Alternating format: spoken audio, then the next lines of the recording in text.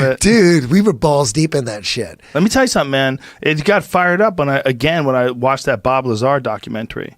Yeah. When Bob Lazar was saying things in the 1990s that became true in the 2000 teens, in terms of like Element 115, that they had this thing that they could propel these spaceships with, and they were saying there's no such thing. He's like, there's a thing. They have it. It's from another planet. He explained the propulsion system. He explained all this stuff. It sounds like such nonsense.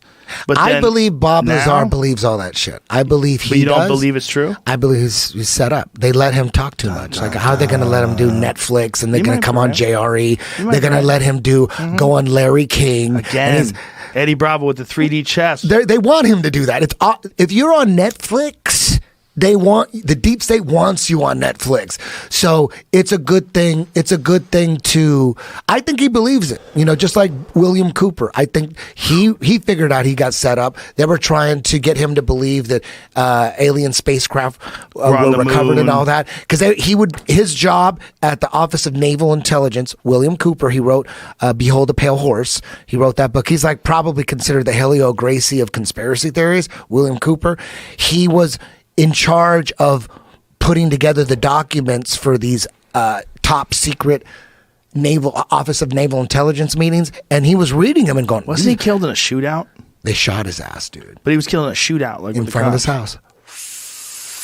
He was talking too much. He predicted Osama bin Laden before 9/11. I don't know if you know this. There's video on YouTube. You can watch this. William Cooper said, but you know, there's going to be an attack. He goes about space, about like bases on the moon, where aliens had bases on the moon. He evolved. You got to follow the timeline. Sort of like you're not into aliens anymore, and now he's a big part of it.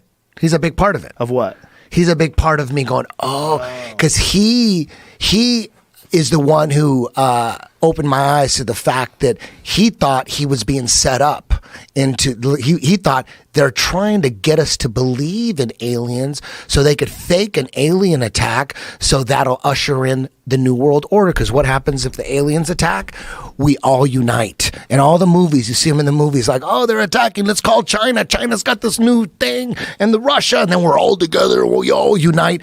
That's the whole purpose of everything. It's always been about everything. There's so many pieces. How do we get to that? But wait a minute. Who's the master fucking puppeteer that's it's pulling all these cords? Man. I would need an hour to explain all that. That's too long. That's too long. That's too long. That's too long. But William Cooper, he was the guy who he was like, aliens exist. I'm looking at these documents. They're having these meetings about these crashed alien aircraft. So he's got his own little private radio and like, or not private radio, but I don't like in the late 80s, early 90s. He's talking radio? About whatever, like way before the internet. Yeah, some sort of show. And then he's like, oh, these motherfuckers are setting me up.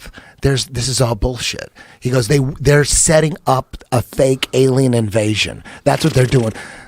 Okay.